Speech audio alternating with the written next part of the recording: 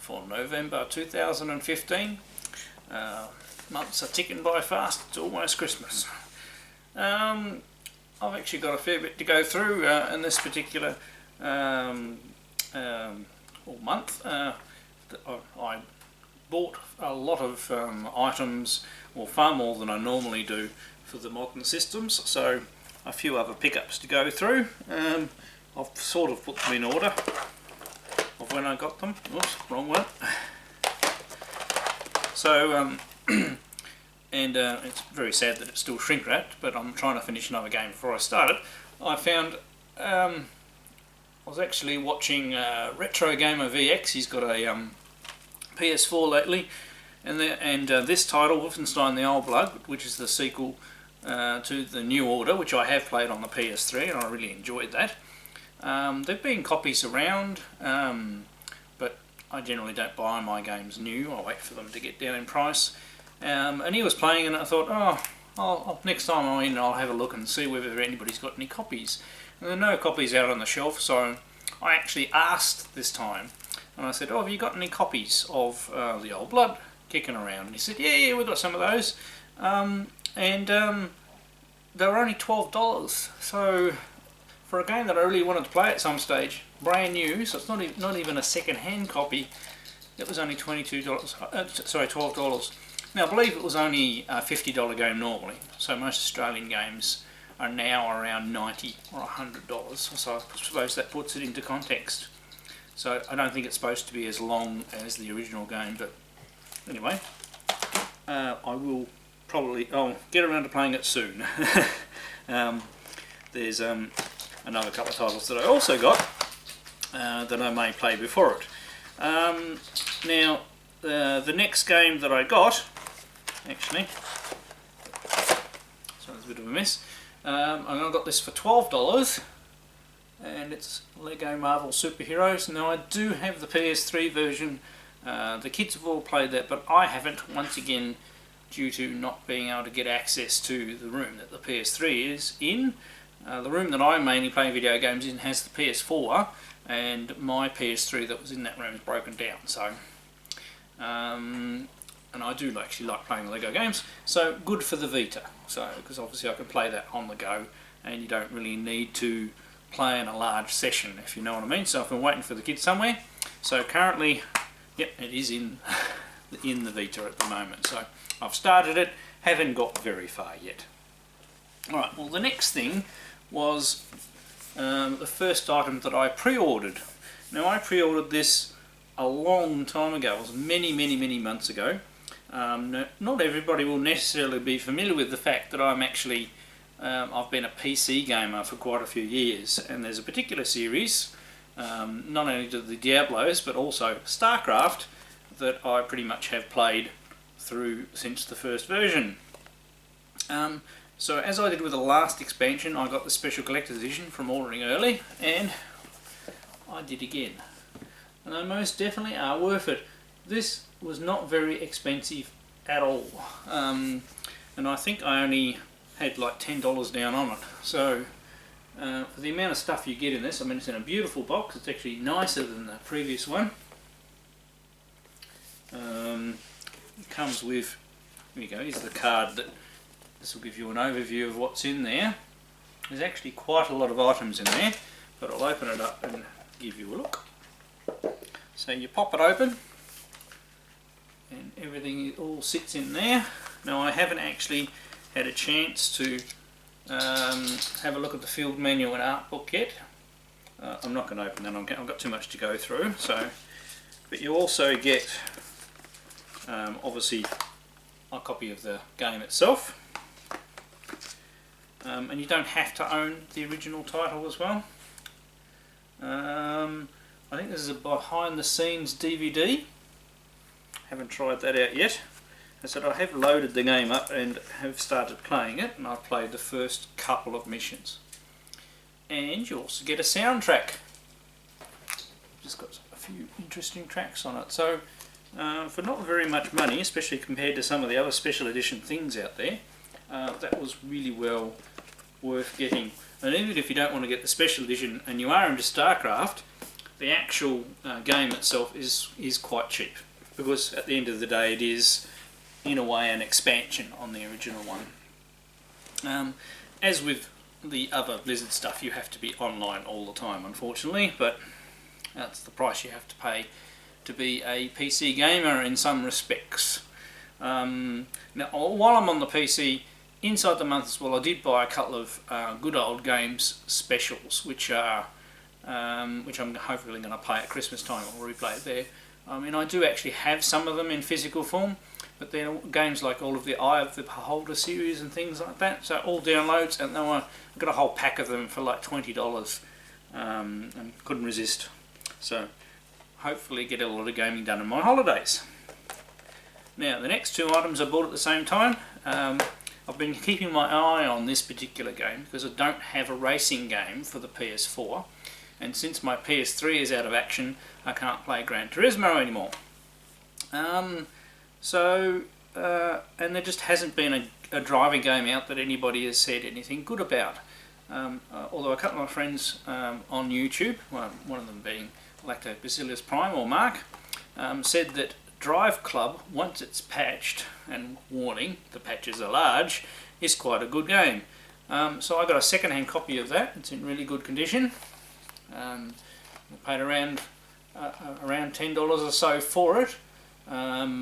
It does require almost 12 gigs in patch downloads, which for me took 5 hours to download.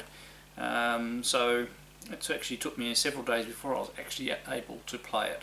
Now, I haven't played it very much, but I actually am enjoying it a lot. So I do believe when this was first released it was panned and everybody said it was terrible, but from the looks of things, with all of the patches, it's running a lot better. So very good, looking forward to that. Don't think I'm going to get a driving wheel for Christmas, because I don't think we're going to afford it at this stage, but at some stage down the track I'd like to get a driving wheel. And at the same time, I got, because it was on special as well, Shovel Knight. And I've actually played the whole first level of this already. I sat down, started playing it, and pretty much couldn't stop. So really worthwhile getting, as I've said. Fantastic getting a physical release of this. It comes with a manual, even the disc art is really nice, and it's just a good, fun game. I mean, obviously it's not pushing the capabilities of the system, but the PS4 is my current system, especially with the PS3 in that room being non-functional, so I'm not getting any more PS3 titles basically. Although I caveat with that, for my daughter who also plays games, I pretty much bought her all of the Assassin's Creed games. I think I got them for like $4, $8, another one for $8, another one for $12. And we've put them aside for her for Christmas. So I don't count them as my pickups. And the last surprise item for the month that only arrived a couple of days ago, and this was the item that I actually bought a Dreamcast for in the first place. In the meantime, I have actually for the Dreamcast got a couple of other homebrew games, a really good shoot 'em up called Stormwind, Redux, and Redux 1.5 or whatever there was. I wasn't particularly fond of either of the Reduxes though, but Stormwind was worth it. And I think I have one other Dreamcast game. It was Pier Solar. And obviously it only arrived a couple of days ago. I actually think I need to get some batteries from my VMU. It does actually use the VMU a little bit. I'm not going to open it now, but I mean there are lots of other people doing unboxings, and some people got the the super duper special boxed edition. But I am quite happy and looking forward to being able to play this when I have some downtime. And I am going to have some holidays at Christmas, so we shall see what happens. But looking forward to it, and I'm really happy for the guys that they managed to get this project through to completion. Just as with a lot of these things, they just happen to have taken a bit longer than they expected. So, can't be helped, I suppose, but they've done a pretty good job at getting it all done in a really professional manner. So, yeah, so there we go. Lots of other pickups, way more than I would normally do, but it's the time of the year. I mean, I expect obviously December, the only pickups I'll be showing at the end of the next month will be any items I got for Christmas or bought in the Boxing Day sales. So we'll have to wait and see how we go with that. Next, I'd like to answer a community question, and this time it's one where I've been tagged by somebody, and it's one of my good old mates from YouTube. He doesn't do that many videos anymore, unfortunately, and it's EdT1138, or just Ed as he's known. He himself was tagged by Mr. Dude 206, and Ed's really good. He always researches who did the original tag, and apparently it was by Retro Remix Nation, and it's loosely based on the top 5 most expensive games in your collection. Now, it's not necessarily the top 5 games that you paid the most money for, but the top 5 games as far as you know, how much they're worth now. Now, I haven't done a tremendous amount of research, but I had a general idea of which items in my collection were going to be worth more than the others. So I could actually there could be games sitting in my collection that are worth more money than I know, because I don't generally think about the value of my games. So I'll start with what is probably the lowest value one. This is going to come to stone. So this is the only Saturn title. I have a copy of Radiant Silvergun. Now, from current things, I found, you know, copies of this going for around $200. Some price charting things have it for $300. Mine doesn't have a spine card, otherwise it's in really good nick. It's a good shooter. I'm not very good at it. I probably haven't spent enough time learning all the different weapon modes, but it is a good game. I don't regret getting it in my collection, and I spent nowhere near that amount of money, so surprising even how much a title like that is. Now, I do have quite a few other Saturn shooters, but I don't believe any of them are worth as much as this one, and I do know there's other Saturn shooters that are probably more expensive than this one that I don't have, and that's the reason why I don't have them, because they're that expensive. Now, for the other 4 items that I'm going to hold up, we're going to go across to the Act, one of my favourite systems to collect for. Now, I did check my Famicom titles and the NES titles that I have, but I don't think I have anything that is higher in value than Radiant Silvergun that I've just held up. So, the next most valuable one, now there's going to be a bit of a fuzzy line here, is a really good shoot 'em up for the MSX, and it's only on the MSX, so it's a Konami shooter that was only produced for the MSX, and it is Space Mambo. It's a horizontal and vertical scrolling shoot 'em up. It is for the MSX2 and also has extended capabilities if you run it on an MSX2 Plus machine. And it is a really good shooter. Now, my copy is very complete. It has all of the auxiliary materials.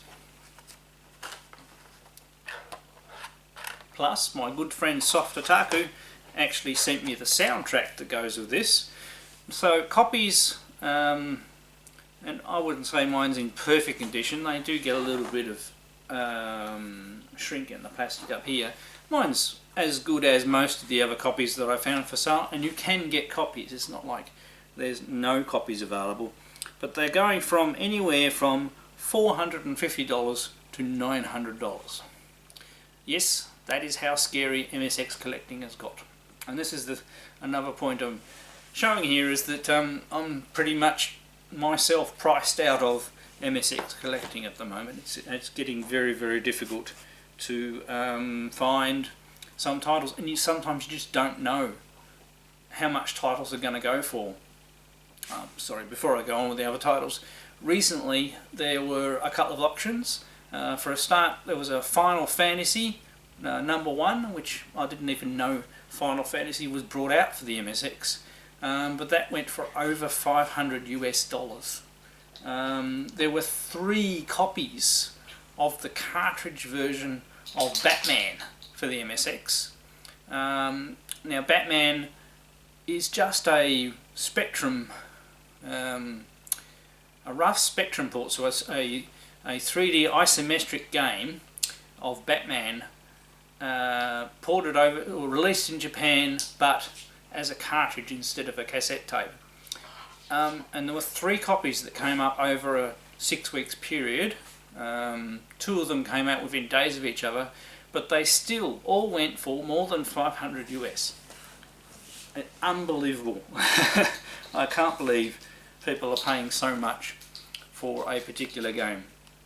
Now, I said I'm going to show you these 3 games, which are actually 3 of my favourite games for the MSX as a whole, and they really are nice games. So the next one is the very first Aleste game. It's in nice colourful packaging and everything like that.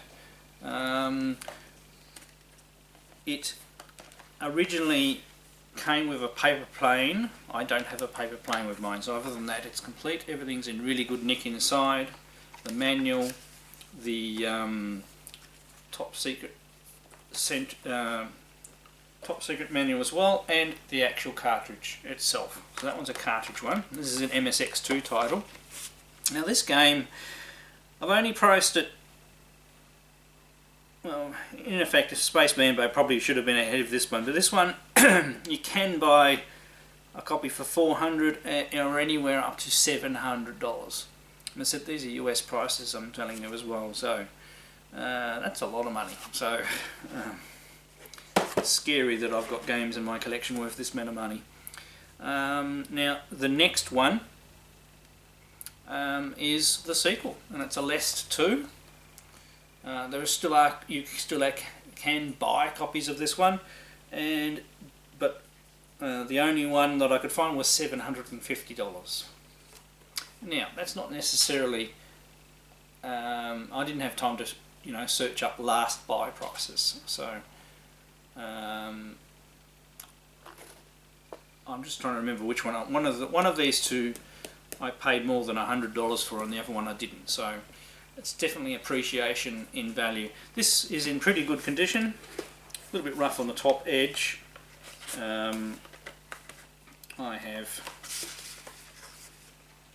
both of the manuals for it, and it is a disc game, and the discs all work. And a very good shoot 'em up, but it is. The box probably isn't in as good condition as my Aleste. The spine's a little cracked. Now the next one, a little difficulty with this one because haven't actually seen very many copies of it for sale. It's from Compile as well, and it is actually Zanac, but it's Zanac EX, which is the second one. There is a copy of the first one for sale at the moment for $800. There are no copies available of this, and I haven't actually seen a copy of this for sale since I bought this one a couple of years ago. It's in really good condition. The manual does have a little fold in it though, I will say, and the cartridge just went for a ride. I'll pick that up in a minute. And it works, and it's a really good condition. So that possibly is the one that's worth the most. I could be wrong on these values, so these probably are my top 5 expensive games. I mightn't have got the order correct, that's all. Alright, now, as this is a tag video, part of tag videos is to pass the tag along and tag some other people. Now, obviously being tagged, you're under no obligation to do a response, so I've picked 3 people. I have no idea whether or not they will do a tag response. Not necessarily all of them may even watch my videos. I'll send them a message just in case, but we'll see what happens. Now the first one is KidShoryuken, a American gentleman who lives in Japan currently, and he has quite a few interesting titles in his collection, and it'll be very interesting to see which ones he thinks are his most expensive ones at the moment. Next I'll go for a guy who has a really good extensive collection, has a lot of really good PC titles as well, and that's MetalJesusRocks, and he loves doing top 5s and top 10s, so you never know, you never know. And last but not least, SoftOtaku. Now I'm sure my fellow named Tony has quite a few interesting items because he's been collecting for a long time, and it'll be very interesting whether he has any titles that he, you know, surprises him in their value nowadays compared to when he bought them. Alright, so that was a good tag question. Now, just a quick update on my homebrew activities for the month. I have actually been very busy working on quite a number of projects. I have also been trying to work on restoring some of my original software for the original Spectre video. I've also done a refurbishment job on my original Spectre video. I have switched out the keyboard membrane, so this machine is now works perfectly, works stably and everything like that, because I need it to try and be able to recover tapes and things like that. I have most of the software that I released for the MSX, which are the machines that followed the original Spectre video, but don't have a lot of the software or copies of the software I wrote for the original Spectre video, because that's where most of the titles were actually written in the first place, and they were ported across to the MSX. Unfortunately, as you do, you sell one system to get another. I mean, that's my original 328. But see, the trouble is I developed a lot of the software on tape, and then I switched over to a disk system, and at some stage I didn't keep copies of all of my programs on tape, so I've got barely any tapes left. The tapes are very old, and the ones I am finding, I haven't actually found a lot of working ones. Now, I did find a prototype of a game that I'd actually forgotten I'd written. That was quite a surprise finding that one. I preserved that as best as possible. I found copies of one of the adventure games that I wrote, and I also found copies of I actually released a book. Sorry, didn't have the book at hand, and it was the Spectre Video MSX Complete User Guide. I released it in 1991. It was released in these folders because it was, once again, self-published back in the day. It includes complete reference, programming guide, example programs and things like that. I'm actually, for my own sake, I'm going to republish this book in a very small limited print run. So for information about that, I'll put the link to my Facebook page down below, and there's a particular thread that I've started on this for people who are interested in getting a copy. So I'm going to print some copies for me, and depending on the number of people who are expressing interest, I'll print some more and make them available to buy. I'll make it as cheap as possible, but printing low-run print books actually don't cost very much to print. I'm going to add, I did a short series called Beyond Basic, which were published in a couple of magazines. I'm going to add them as a second part to the book, and it'll be properly bound and everything like that, but it'll only be a short run book. So hopefully the book will be no more than 20 Australian dollars, plus unfortunately postage. But anyway, anybody interested, go to my Facebook page. What else did I have on my list? I'm working on a new ColecoVision game, and it's one of the when the ColecoVision was first brought out, it had a whole lot of pictures of games on the box and in the brochures inside, and some of those games have never been released, so they're called the vaporware games.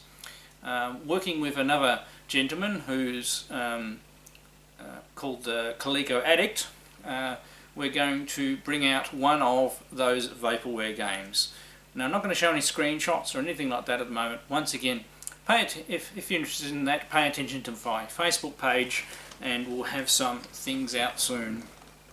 I've also been doing some more work on Media Swarm for the NES, which is my next NES title that will be coming out as a homebrew. Obviously, we're getting up to Christmas and close and things. It's probably going to be January before we get up to the stage of printing boxes and releasing that cart. But never knows, depends on how I go over the next couple of weeks. And I've got holidays coming up, so that no normal work. Obviously, there will be family stuff, but hopefully I'll get more of a chance to do some homebrew programming. Now, coming up, I did promise last month that I'd get Let's Make a Retro game going, but unfortunately it was a really busy month. Once again, family caught up to me, and although they were fun doing them, the Q&A videos took up a little bit of time. But I have completely written the scripts for a couple of episodes of Let's Make a Retro Game. The coding's all done. I've just got to do a bit more filming and editing, and I can release those. So I'll try and get a couple of those released. Obviously one this month in December and another one early in January. So that way everybody's got something, to work on during the holidays. And the next episode is a little bit more on the Z80, so you can understand the code, and in the next episode we get some of the game mechanics going. So as I mentioned, the Q&A videos, I've done 3 parts to that. I've drawn the competition, so I'll leave a link down to the competition results video down below for those who haven't seen that. But I've probably got about 2 or 3 more answer videos to go on the Q&As. I'll hopefully film those in the next couple of days and then pop them out every couple of days. And I have some more pickups. I really am behind on my pickups. I've sort of, because I've been so time poor, I haven't necessarily been making videos of all of the, every pickup that I get, but I'll do some catch-up ones. So I'm sort of filtering it out a little bit. I'll mainly do gameplays of the games that I'm most interested in, or the ones that I feel that you guys out there will be most interested in. Alright, I hope I haven't rambled too long this month, and it hasn't been too disjointed. I do write some notes, but it still doesn't mean I don't babble. Alright, I hope everybody stays safe and continues to enjoy life and YouTube and everything that it entails. I'm Electric Adventures, thanks to all my subscribers, and I'll catch you next time.